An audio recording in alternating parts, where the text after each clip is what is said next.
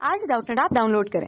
Doubtnut पर अपने सभी गणित, रसायन विज्ञान, भौतिक विज्ञान और जीव विज्ञान के डाउट्स का करो सफाया। बस प्रश्न की फोटो खींचो, एक ही प्रश्न को क्रॉप करो और तुरंत वीडियो सोल्यूशन पाओ। अभी डाउनलोड करें। इस प्रश्न में हमसे कहा गया है कि हमारे पास दो एक प्रकथन दिया है, एक कारण दिया है। तो हमें ये बताना प्रकथन और कारण दोनों अलग अलग सही है कि नहीं सही है, और अगर दोनों अलग अलग सही हैं तो हमें ये बताना जो हमारा कारण है वो प्रकथन की सही व्याख्या कर रहा है कि नहीं। तो पहले हम प्रकथन पढ़ते हैं। प्रकथन में कहा है किसी द्रव का दाब अधिक होने पर उसके प्रवाह का वेग कम होता है और इसका विलोम भी सत्य है। तो ये हमारा सही है।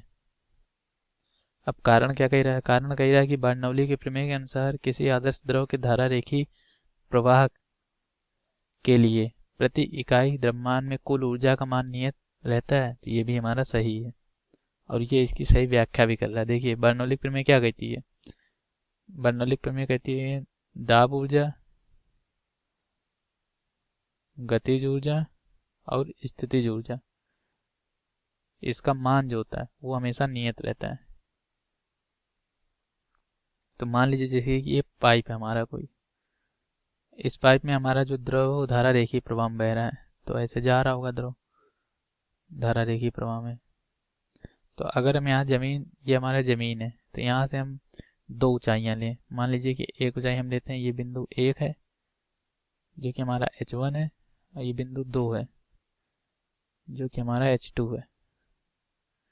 तो इन दोनों के बीच में देखिए क्या है, अगर हम बार्नौलिक प्रमेय देखेंगे तो जितनी कुल ऊर्जा जितनी यहाँ पे होगी, P क्या होती है? हमारी दाब ऊर्जा होती है, दाब ऊर्जा। ये क्या है? हमारी गतिज ऊर्जा। और ये क्या? हमारी स्थितिज ऊर्जा। तो ये हमारी दाब ऊर्जा, गतिज ऊर्जा और स्थितिज ऊर्जा, ये तीनों जो होती हैं हमारी किसी भी बिंदु पे अगर हमारा द्रव आदर्श और धारा रेखी प्रवाह में बह रहा है तो वो नियत होती हैं। तो इसी ऊर्जा से हम ये बता सकते हैं कि अगर देखिए हमारी दाब ऊर्जा अगर कम हो गई तो हमारी गतिज ऊर्जा बढ़ जाएगी। क्यों? क्योंकि अगर हमारा जो ये पूरा नियत है इनका योग, तो अगर एक चीज कम हो रही तो दूसरी चीज ज्यादा होनी चाहिए।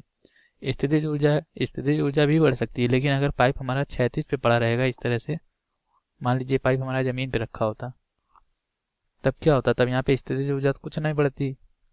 यहाँ पे मान लीजिए ऊंचाई बढ़ गई तो स्थितिज ऊर्जा बढ़ जाएगी, लेकिन अगर ये पाइप क्षैतिज होता तो ऊंचाई ना बढ़ती, तो फिर दाब ऊर्जा जब बढ़ती तो गतिज ऊर्जा घटती, और जब गतिज ऊर्जा बढ़ती तो दाब ऊर्जा घटती। तो ये दोनों हमारे कथन सही है और इसका जो कारण है बिल्कुल सही स्पष्टीकरण है प्रकथन का। तो हमारा इसका ए नंबर उत्तर सही होगा। यही हमारे इस प्रश्न का उत्तर है। धन्यवाद।